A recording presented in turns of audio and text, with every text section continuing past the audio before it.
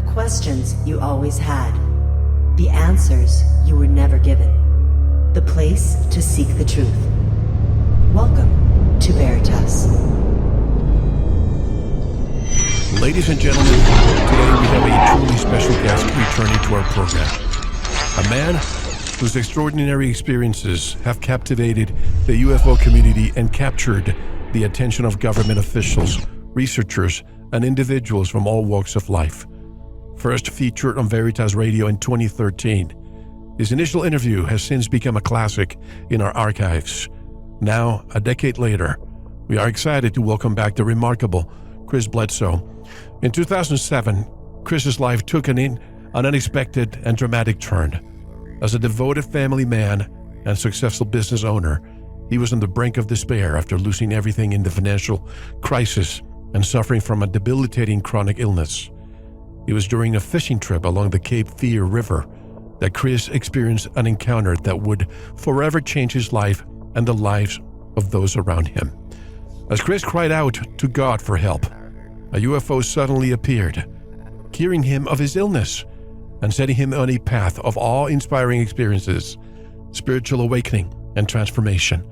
This initial encounter led to a series of enigmatic events involving everything from remote viewing and an assassination plot against the Pope to healing the son of a powerful Washington, D.C. insider.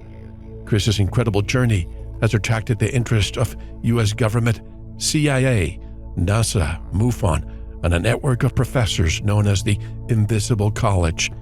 In this riveting interview, we'll delve deeper into Chris's story, exploring the implications of his encounters and the profound impact they've had on his life and the lives of those around him. As we discuss the fascinating relationship between UFOs and God, we invite you to join us on this extraordinary journey and ponder the mysteries that lie at the intersection of spirituality and the unexplained. So buckle up and get ready for a thrilling conversation that will leave you questioning the nature of reality and contemplating the possibilities that lie beyond our understanding. Stay tuned as we welcome back Chris Bledsoe to the show and embark on a wild and enthralling exploration of the unknown. Welcome to Veritas. If this is your first time listening, welcome home. To access tonight's full interview and all of our exclusive material, simply join the Veritas Plus family by clicking on the subscribe button at veritasradio.com. And while you're there, don't forget to check out the Veritas store for a range of great products, including focused life force energy. Experience the power of FLFE with a 15-day free trial today. No credit card required. We're excited to announce the launch of our brand new Veritas Plus Insider, your source for exclusive news and insights you won't find anywhere else. If you're looking to get in touch with Mel, have a guest suggestion, or would like to provide feedback, simply click on the contact button on our website. So sit back, relax, and enjoy tonight's show. And now, here's your host, Mel Hostelrick. Chris Bledsoe has been profoundly transformed by a series of extraordinary encounters. With a deep-rooted faith in God, Chris has dedicated his life to understanding the meaning behind his experiences and the increasing frequency of these extraordinary events. As a passionate truth seeker, Chris strives to maintain an open mind, engaging with others who question the nature of our existence and the mysteries that surround us. He is particularly interested in exploring the intricate relationship between human consciousness, faith, and UFO phenomena, seeking to reconcile these seemingly disparate realms in his own life and the lives of others. Driven by the insatiable desire to answer the age-old question, are we alone? Chris tirelessly pursues knowledge and understanding, continually pushing the boundaries of conventional thought. His genuine curiosity and willingness to engage with those who challenge the status quo have made him a respected figure within the UFO and spiritual communities. And directly from North Carolina, I would like to welcome Chris Bledsoe. Hello, Chris, and welcome back to Veritas. How are you? Mel, I am so glad to be back. I'm honored, and it's been a long time. I mean, almost 10 years now, but I'm doing well, and so is my family, and I'm just glad to be here. Thank you so much for having me. My pleasure, Chris. I consider you a friend, and after finishing your book today, I noticed something. You have not deviated an ounce. You have not deviated an inch from all the things you and I discussed. And just so that people know, if anybody's listening to this interview today, I would encourage you to listen to our interview from 2013, because we're going to leave a lot outside of today's interview because I don't want to sound repetitive and I value Chris's time. But Chris and I met in 2013 in Bucks County, Pennsylvania. We were invited by a gentleman with the name of Larry Frischella, who happens, or he used to be a member of our program here, a subscriber.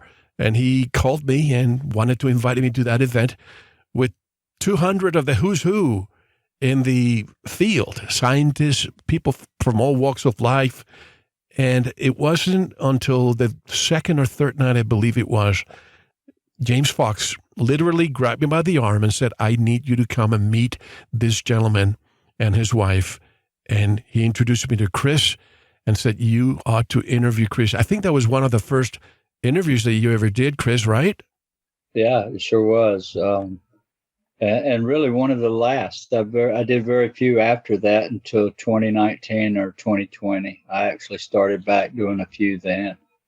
But why is that, Chris? Days. Why is that? Because as we're going to be discussing many of the people that we mutually know, Dr. Diana Pasulka, Grant Cameron. In fact, today, I did a search on my email to see if I had any emails from Grant when he stayed at your home.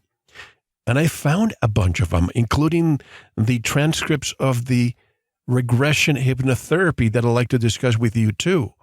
So many things happen after. Well, yeah, but before I met you, there was a period, and it's in the book, you read about this, there was 5 years that we called 5 years of darkness, which was extreme criticism and being ostracized by the community and my children picked on. And so that changed suddenly in 2012. And I met you right after that event. And then I began to meet a lot more serious people within the government. They came from all places. And basically, nut in the shell, I was advised to not talk a lot if I could, or not attend these UFO, these events and these shows, because they didn't want me taking on someone else's story. If it makes sense, what they told me was, you're totally clean right now. In other words, you have no outside influence, and we'd like for you to stay that way. And if you do, if you work with us, we'll let you in on some things, and you just got to be quiet about it. And so that changed my destination or my direction to working with different scientists and getting to go places and be with some very important people. It's been a great thing, and I just kind of kept it quiet and didn't say anything. And not, even though I had severe criticism from family or friends, I wanted to grab them and say, if you only known where I was last week. I was in D.C. last week, or different things. I just had to just be quiet, and that's why I was that way. Well, it's understandable.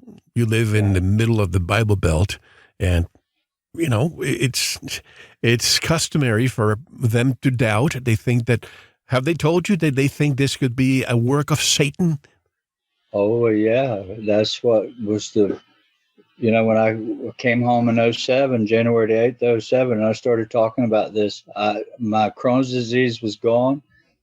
Although it scared us and scared my son, I was crying out. I was ready to leave this world at that time. I'd lost everything, and my health was bad. And 46, and these UFOs came, balls of fire. But when I come home telling this, even though I was praying and I was seeking help, that was Satan himself. And so they brought holy water to my house, and more than once, and just didn't want to believe us and wanted to say, you tell my children your dad's playing with the devil. And so it caused a lot of problems, Mel, with the family. And for 5 years, it was like that or more, still like it for a lot of, for a lot of them are still that way. It's sad, but. I've been reading a lot of the reviews that people are giving you on Amazon, and some videos out there from serious people. And I'm not surprised, because I know and I trust your story. It's one of the most convincing stories I've ever had the pleasure of listening to and investigating. But the people are really taking your story and making and giving the credit that it deserves, Chris. Appreciate that, Mel. Yeah, I'm amazed myself. When I turned this thing loose, I was really terrified how the public would react in the community, and especially my community. And what has happened is it's overwhelmed me with just people making the wonderful comments and sharing their hearts, and my community, my very community where I thought I wanted to move out of town. But now I've got a lot of people from my very town that are calling me and saying, I read your book. I got to tell you my story. So it's overwhelming, heartwarming for the whole family. My wife, Yvonne, and all my children we're all so thankful. Do you think others in your community who have remained silent for a long time may have had similar experiences, and you have given them the go to come out and say it? Absolutely. I've got a lady right now. She actually lives about 1.5 miles on the river up south on the Cape Fear River, right on the water from where it happened in 2007. And she's been seeing orbs there and has never told a soul. And now she's found a best friend, her family, her kids. They're like, it's incredible how many people are having experiences but never talk about it. I remember your story very well, and the date, January the 8th of 2007, because that was 2 days after my daughter was born on Saturday. Yours was on a Monday, correct? Right. I remember that. I remember your daughter being born.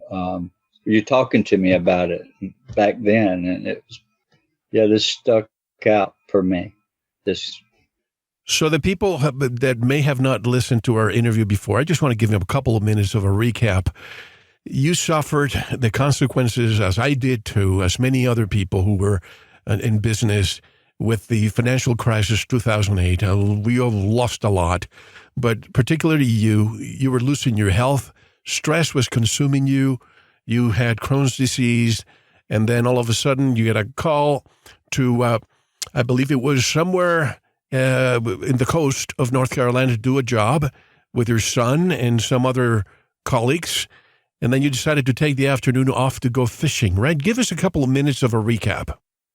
Well, what had happened was, I was suffering sick and was unable to work for the longest time. And my dad convinced me, son, I got a job I want you to manage. I've got a crew of men working. They're going to build this house, and it was 1.5 hours away. And so we took the job, and I just kind of managed it. I would check on him, and I was in bed most of the time, even down there. I'd come back and forth. But after 4 months, the job was over, and it was just before Christmas. And we knew we had to go back New Year's to finish, to get the final check. The punch list had to be done. So I sent them back down on the 2nd or 3rd of January. And on the 8th, they called me and said, we got it all finished, and the contractors give us your check, and we'll be home at lunch. And so that's kind of how it started that day. They brought the check home, and of course, Dad wrote them a check, their payroll, and paid them. And they went off to the bank and called me because of not having to go out of town for 4 months or any longer. They were ready to celebrate. So they said, hey, Buzz, can we go fishing? today. We'd love for you to come. And of course, I had the only 4-wheel drive truck, and that was, I picked them all up and took them down in that old muddy Cape Fear River bottom that afternoon. And that's where it all started. How has your perspective on your experiences evolved since we last spoke in 2013, Chris? Honestly, I am totally blown away because the experience never stopped. And for the longest time, it was periodic. It would happen for a month at home. We had orbs appearing inside the house and orbs over the house. And it was like that. And until 2012, I could never share it with anybody. Nobody, I could, if I had, except for my family, my immediate family, my children. But I'd have people come and want to sky watch. We'd never see anything. But after 2012, that suddenly changed, and it changed the direction of my life. And the ability to take photos and videos started then. And I can tell you right now, Mel, everybody, even government officials, are blown away because I'm taking 25, 30, 40 videos in an afternoon. Every night. It's not one night. And they're ground level. A lot of them. I took 39 videos this week of orbs around me and my children. So it's like incredible. Something's really happening. And I have these videos to prove it. You know, it's crazy. Do these orbs communicate with you when they're going to be showing themselves so that you can capture in film? Yeah, I demonstrate that. In fact, Dr. John Alexander wrote a book. He came to my house. You know, he was at the gathering where you and I were. Mm-hmm. And he came to my house in 2015, he and Victoria, and wanted me to take him down on the river, which Emily and I did, my daughter. And just about right after dark, we come back up to the car and watch the sunset really until the stars come out.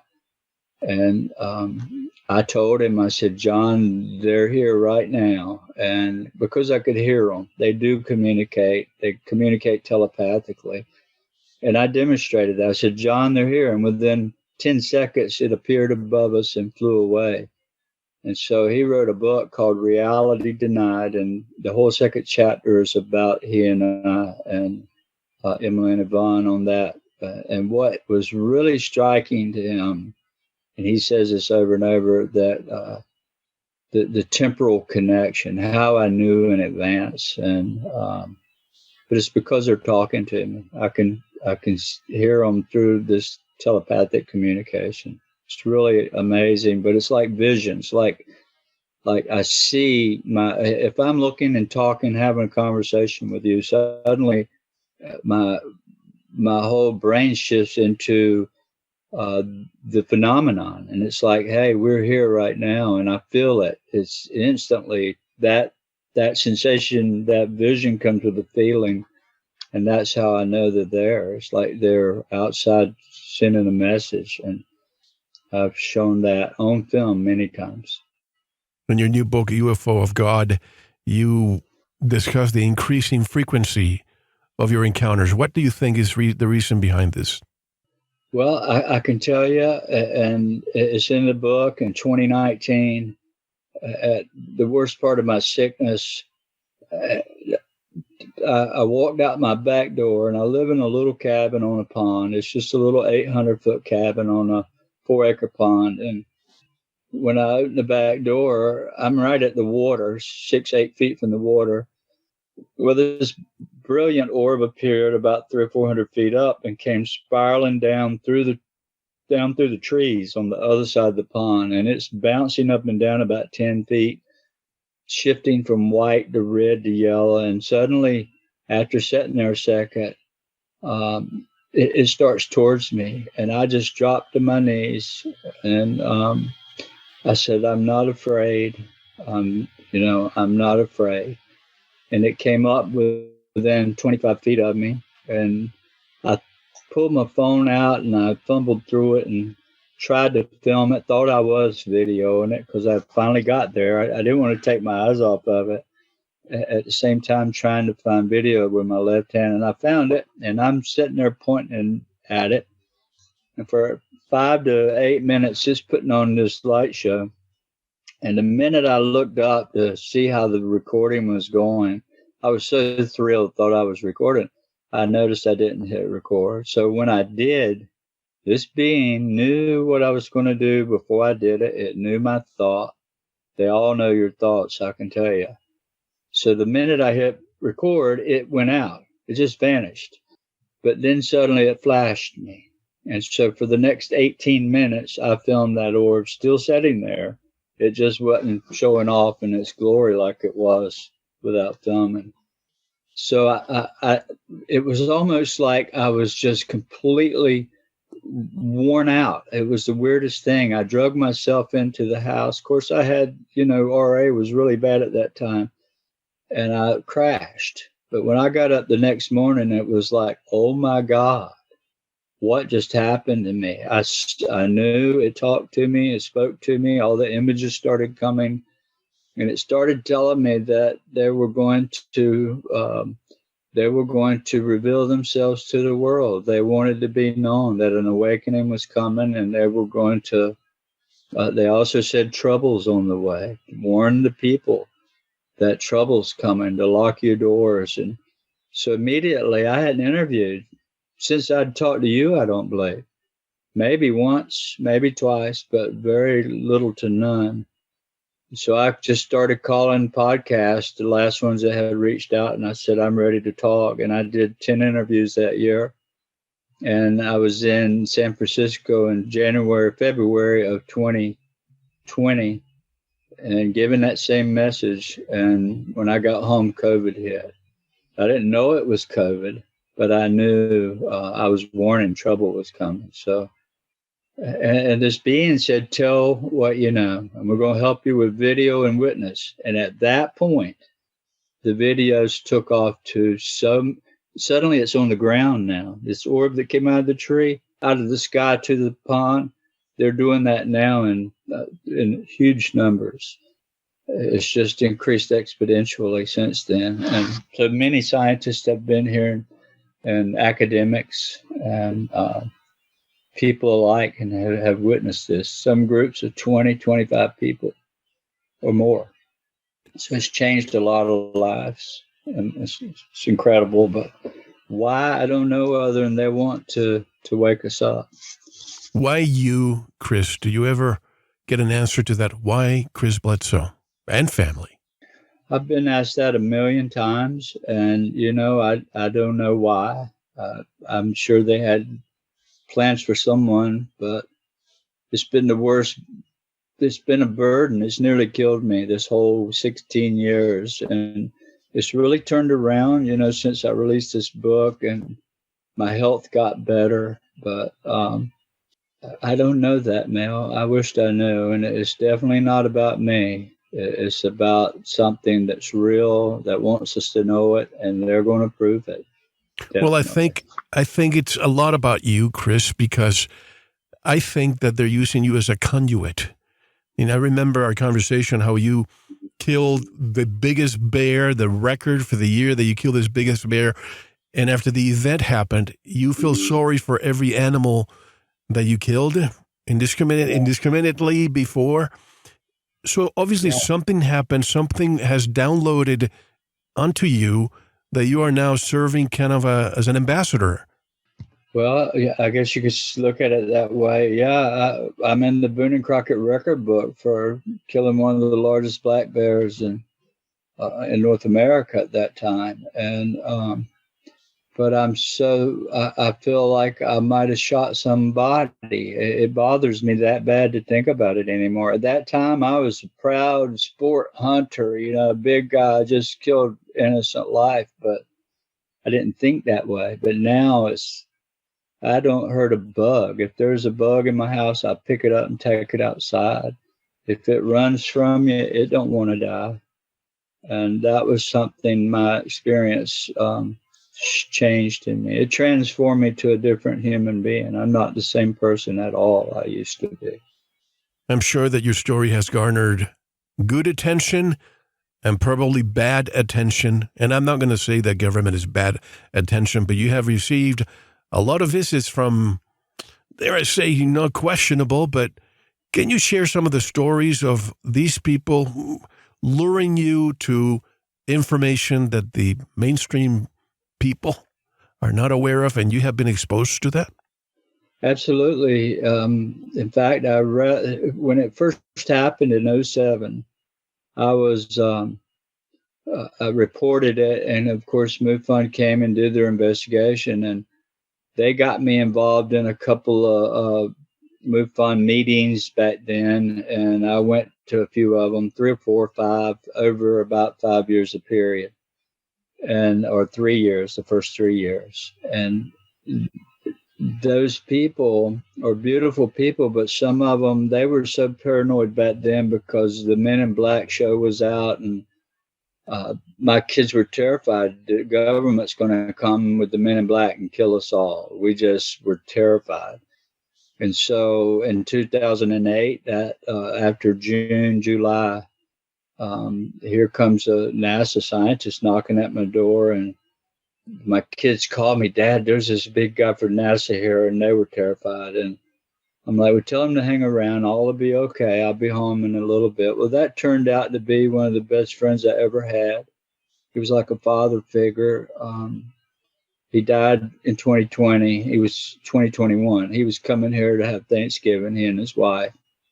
And but he came. He would drive back and forth from NASA from Cape Canaveral to our house for my children's birthdays, and it's a 13-hour drive.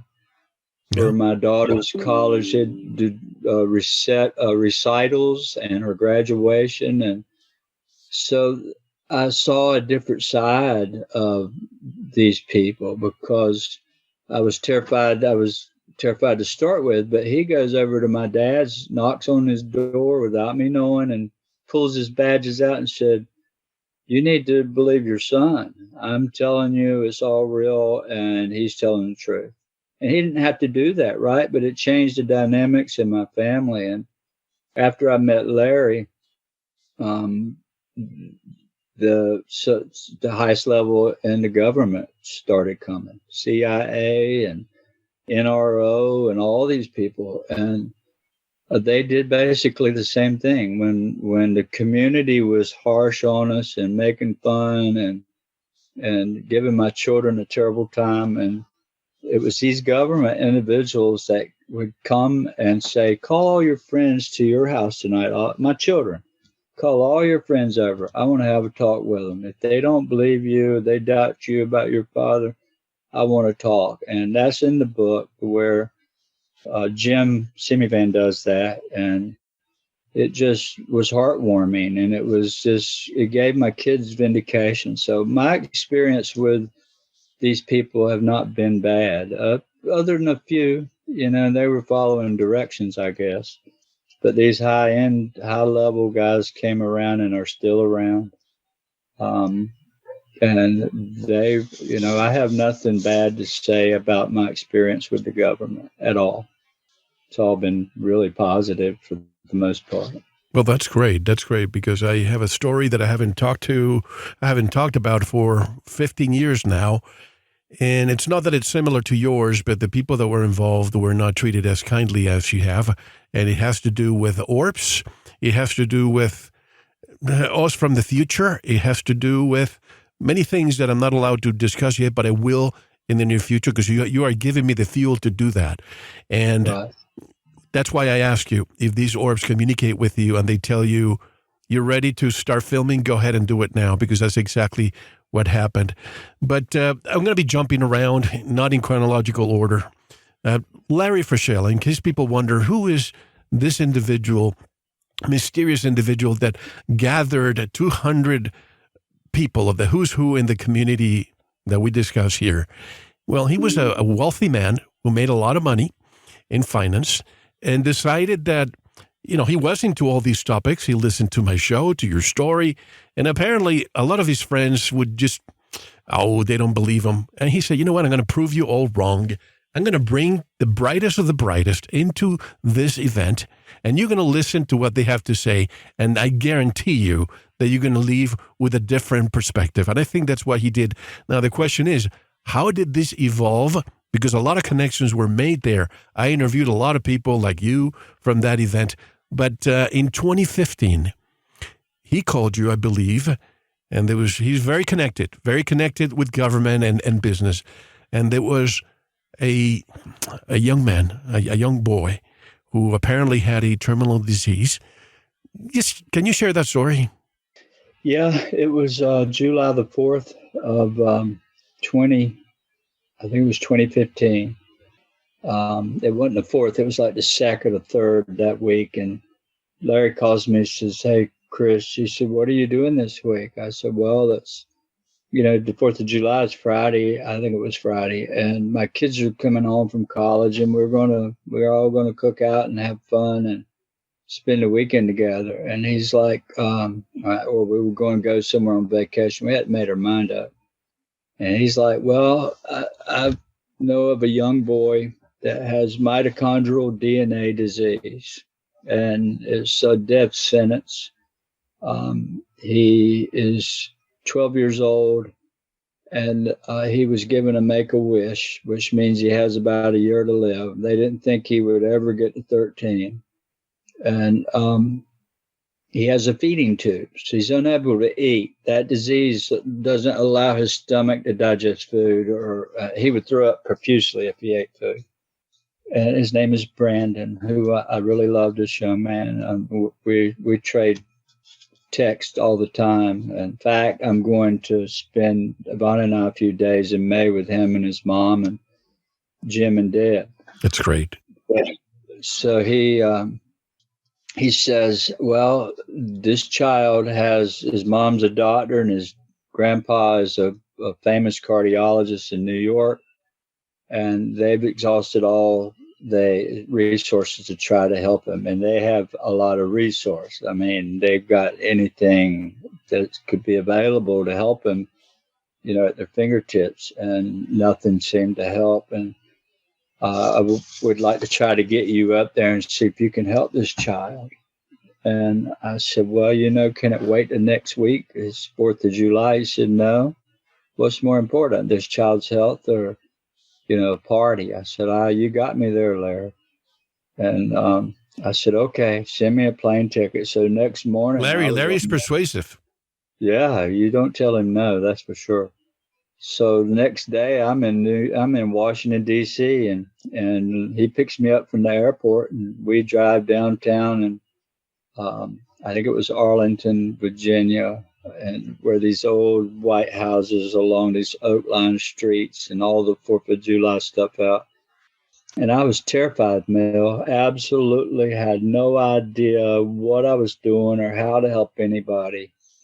I'd just seen things happen, and it's in the book about the first sign was a dog that was dying. And Grant Cameron witnessed that, by the way. But that's the Black Lab, I think it was, right? Yep. Grant was standing right there when it all happened.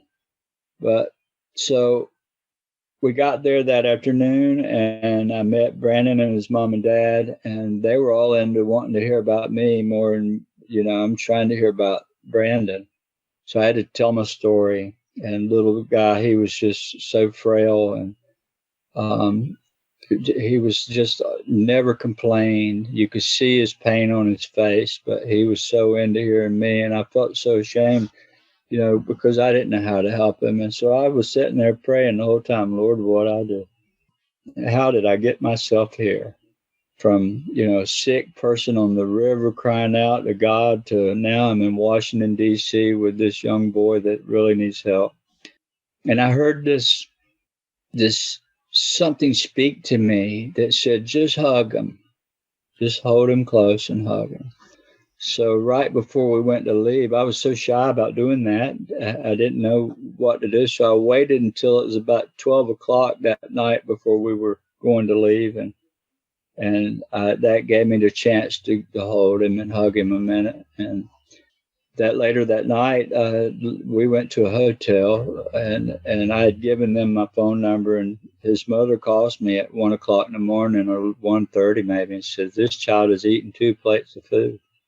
And not to spoil it all completely in the book, but he is finishing his exams in May, and his next year he'll be a junior in college at American University, and he's going to Europe for 3 months this summer to study, and that is just an amazing thing. So he is well. Well, he's a whole lot. They said he wouldn't make it past 13, but he's able to go on his own now. How is this not, if you look at the definition of miracle, how is this not a miracle, Chris? Well, something happened, Mel. I don't like to claim it was me, because it won't. It was the phenomenon. I give it all to them, whoever they are. It was always a spiritual thing for me, because, I was sick and wanted to die. I was thinking the unthinkable, crying out to the heavens in these UFOs, these big fireballs appeared. And so what I did with Brandon is the same thing. I called on them, called on whatever you are.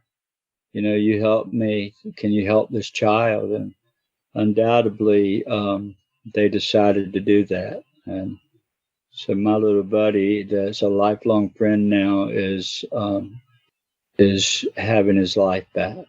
That's incredible. I think you were invited to his bar mitzvah too, right? Yeah, that was something else on its own. There's a story there about a man passing out. Oh, yeah. Tell us. Passing out on the table. Tell us. Yeah. I'm sitting at my table, and all the ceremony was over. We go down to the basement. We're in a huge church, beautiful church on Madison Avenue. And so we're down in the basement, and there's a big dance floor and this beautiful Jewish, I'd never been to a Jewish bar mitzvah, and it was just like the highlight of my life to see all these people having fun and dancing over this child. And he's out on that dance floor dancing, and my children are out there with him. And I'm just reflecting on, if I could just tell my community what I'm doing right now, they wouldn't be so hard on me and my family. And I've got that chance to do it now, many years later. But I heard the band stop and yelling and screaming, and the table behind me, a man had passed out. It was completely unconscious. They were trying to wake him up and loosen his collars, and he was face forward, turned white. He was white as a ghost. And Jim's wife, Debbie, she came and grabbed me and said, "You got to help him." Drug me through the crowd. Now, the deputy director of the CIA was there, Mike Morrell, and Jim, and, the people from the Justice Department. It was full of high-level folks. And there again, I didn't know what to do. And she dragged me up through the crowd to where he was sitting, face down. And I put a hand on each shoulder. And when I did, he just took a deep breath like so and sat up. And everybody was like, "Whoa." And Debbie looked at me and she said, "You saved?" And I said, "I don't know what just happened, Debbie, but, I thank the Lord that he's all right." But yeah, that was a pretty exciting thing. But these are not the only instances. I believe there's a Sharon involved here too, right? Yeah, there's a whole lot more. But Sharon's one that didn't mind me writing about her. She wrote me today, believe it or not, and she was here this week and got to see Saturday night. She got to come, her and her girlfriend, and we had orbs ground level all around us, and they'd not seen anything that close before. Usually it's flying over, but Sharon had kidney cancer. And they had to remove her kidney. And this is before I knew her. It had swollen up the size of a grapefruit, and they had to take it out. And chemotherapy wasn't helping. And so a year and a half later, it metastasized into her other kidney. So she's looking at death sentence. Her blood wasn't responding, according to the doctor, to the chemo. And she was looking at soon to leave from here, death.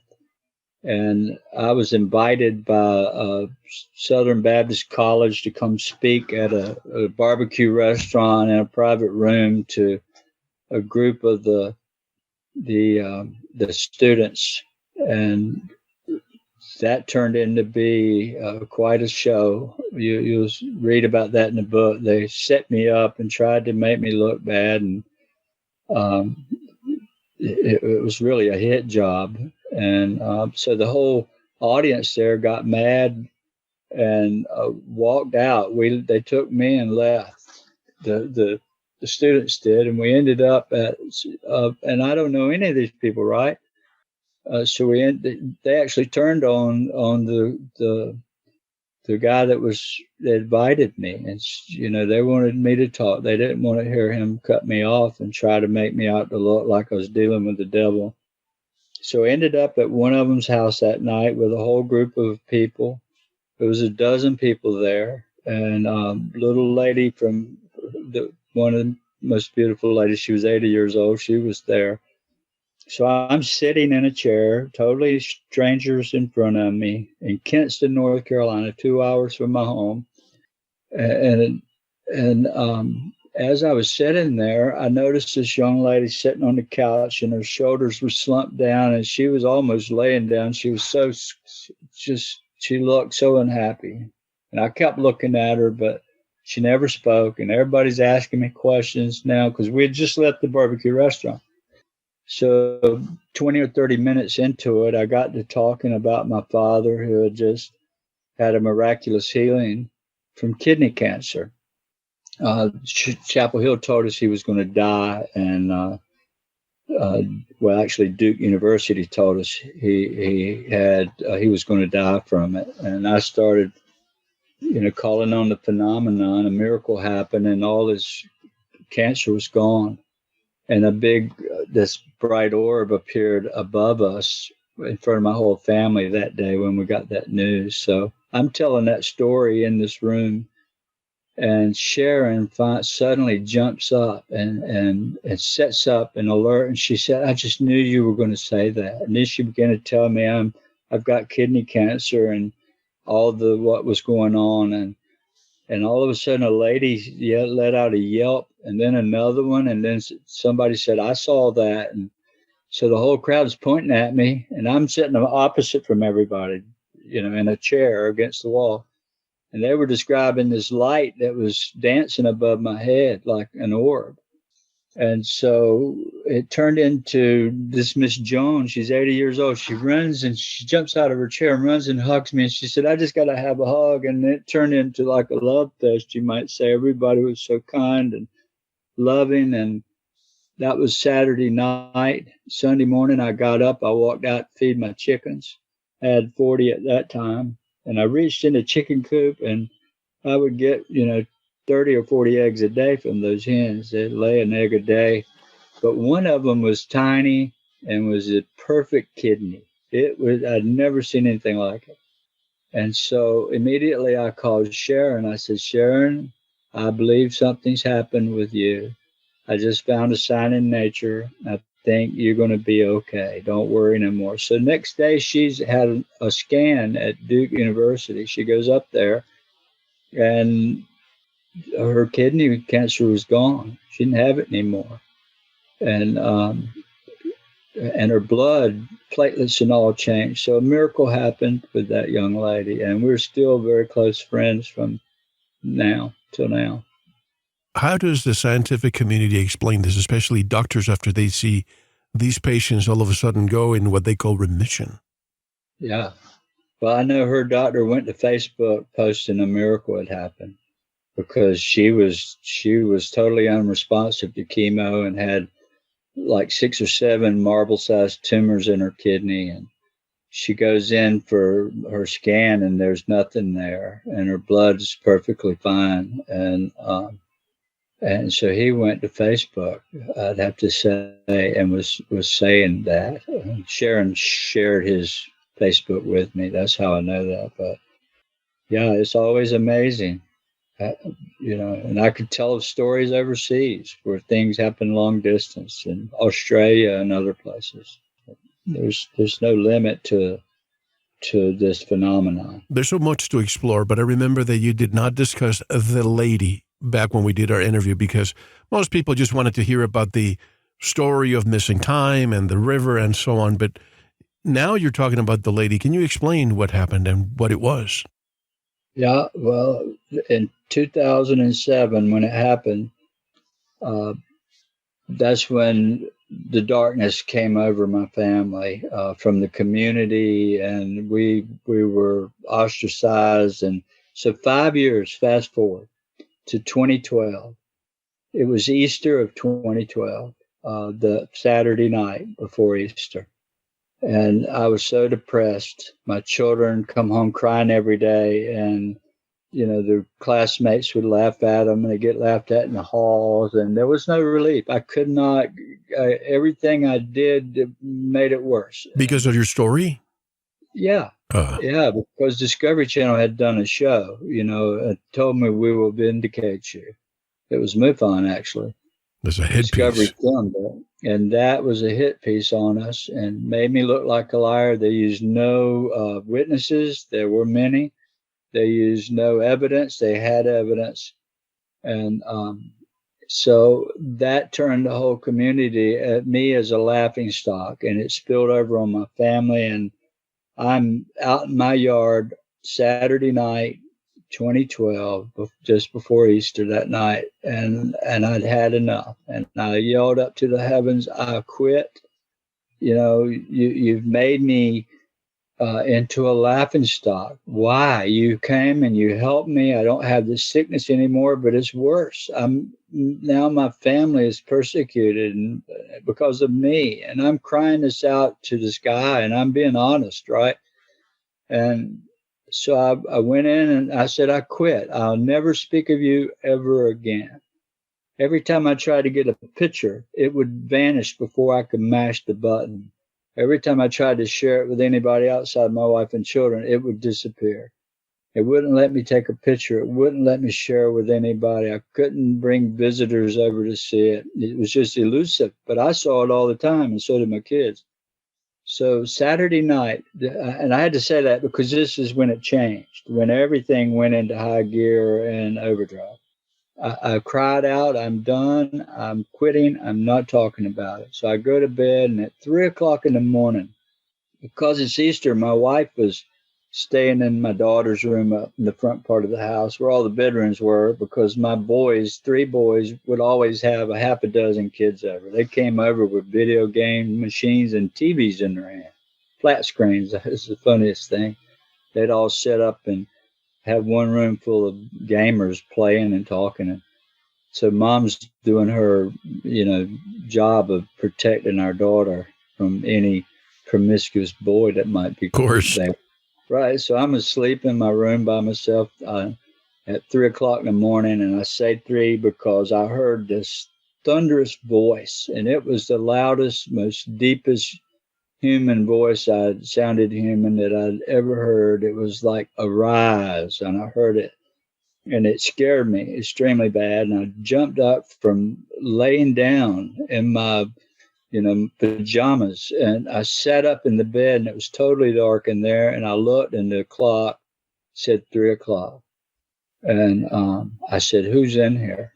I heard that. I know you're here, and I was frightened, and I saw what I thought was movement, this shadowy figure at the foot of my bed. And suddenly I felt like I was in a trance. And next thing I know, I'm completely dressed, and I'm walking out my back door, completely dressed, clothes, shoes, everything. And I'm tailing behind these 3 shadowy figures. I'm walking behind them like I had no control. I had no fear. I wasn't afraid. And I state that early in the book. When it happened in 2007, they took my fear away. They led me out to this dog kennel. My dad has always had a bunch of dogs, and we had this kennel. And on the way, and in fact, that part of the property was real common to having experiences. And so as I'm following them, one of these figures turns around and hands me this object that looked like the size of a 3-pound pack of hamburgers, kind of a pill shape. And he reaches out and hands it to me, and I take it. And when I took it, it felt like it was a living creature. It felt like rib cage and a puppy. If you were holding a little small chihuahua, that's what it felt like. But there were no legs or no head or no tail or nothing. It was furry, and it was pricking my hands, and it scared me. It was also quick. It scared me, and so I dropped it. And I heard this voice say, "No, you must keep that. Pick it up." So I leaned over and picked this thing back up, and I've got it in my hands, and I'm afraid of it. And when I look, there's nobody there. They're all gone. And so the only thing I could think of, I don't want to lose it, but I'm not holding it any longer. So I walk over and open the kennel door, and I set it inside the dog kennel. And as soon as I closed that door and took a couple of steps back, this wind hits me and it's a dark night, it's clear sky, and it's cold, and there's no wind blowing at all. And this blast of air hits me so hard, it caught me off balance. And actually, I fell over backwards into the leaves, flat on my back. And as I'm falling backwards, I see this cow, a translucent, I could see up through it and see the stars through it when it went over me. And it scared me. It was so powerful what happened. It scared me like extremely bad. So I land on my back and I flip to my stomach, all in one motion to run, because I thought it was a real cow, but it was weird that I could see through it. But it happened so quick, I was going to run. So when I rolled to my stomach, now I'm looking a different direction. And as I push myself up to my knees, I'm going to go to my knees and stand up and run. I never got to past my knees because they're about 6 or 7 foot from me. It's no longer a cow, but this beautiful, beautiful, beyond words woman that was about 4 foot tall. And she was glowing like this soft, radiant glow that cast a circle on the ground, about 10-foot circle, 5 foot out from her in every direction, maybe 6 foot. And I'm inside that circle. I'm just a few feet away. I couldn't have reached out and touched her, but she was very close. And her feet were up about my chin. So she was about 3 feet off the ground, just hovering there. And she looked so beautiful. Her dress was glowing, this white, it was a white dress with a collar, and it went out to her wrist all the way out and down to her feet. And her dress covered right half her feet. And it was this Roman-looking style with rolls in her dress, and it was flowing and moving. And she looked at me, and she said, "You know why I'm here." And I knew immediately. I knew when she said, "This is your burden, you must keep." So she came to tell me, "You're not going to quit." I had these beings constantly coming in my dreams and in my presence, and they kept giving me this information. "You got to tell your story. You got to tell your story." And I was trying until it got hard. And when I quit, she come and she said, "You're not going to quit." And she said, "If you do this, I'm going to help you tell the world. I'm going to help you with witnesses. I'm going to help you with your camera. I'm going to help you all along the way, and I'll never leave you." And so I had no other, I could never have told her no. And so suddenly she just disappears and vanishes. And I wake up, Mel, at the back door, laying flat on the ground, or just inside the door, flat. I got through the door and collapsed. And it was the most incredible experience I ever had. And right away, immediately, I was able to share it with anybody, most anybody, if it wasn't a skeptic. I was able to take photos and videos, and I have thousands. I've got 2,000 video I've taken in the last less than 2 years. and not counting photos. But she's still there. She's come before again, more than one time. But that's when the healings were, the miracles started happening. That's when everybody came on the scene like magic. It was instantly. Larry Fischella calls me. I didn't know him from Adam. And he calls me and says, I want your hair. I'm going to send you a plane ticket, you and your wife. And This is 2013, not the 2015 part, right? Yeah. How did he find out about you? I don't know. It was the strangest thing how, I was quiet. I wasn't talking to anybody. I guess it's the way the phenomenon works. It's pretty much in charge, I can tell you. It is in total charge. Was that the first time that you saw a being that resembled a human? Yeah, absolutely. The first time, the first experience was with a glowing little figure about 3.5 feet tall. And it had a glassy appearance and was glowing the color of the moon. I painted it in 2009, and had red glowing eyes, like really bright red eyes, but a body that was soft, white, glowing, and glassy look, shiny appearance, and had a triangle, what looked like a triangle on its chest when it stood there. But yeah, this lady's in charge. And, the Vatican investigated me. They had interest. So did NASA. So did the National Reconnaissance Office. So did the CIA, the DIA, the DOD, the Air Force, the Navy. They've all been a part of my life. I've got missing time with a U.S. Naval subcommander, he and his wife. Chase Klotsky, if you know who she is. She came to visit with her husband, and we lost time and flew him. Yeah. So I hate to keep bringing Larry, but he's so involved in all of this. There's another story where you went to the tree. By the way, explain the tree, because back in 2013, Grant Cameron, I guess he was writing a diary, and he was emailing me and some other people. Every time there was something happen, he would email us, and he would tell us a story. Oh, today the tree caught fire again, and the next day your dog was almost killed. But let's go back. We'll talk about the dog in a moment, but talk about the burning tree. Okay, this was in 2012. Remember I said crazy things began to happen, like pouring it out of a bucket. Yeah, we have to take our one and only break. You can buy Chris Bledsoe's a new book titled UFO of God by going to his website at ufogod.com or directly at Amazon. One more hour to come with the incredible story of Chris Bledsoe.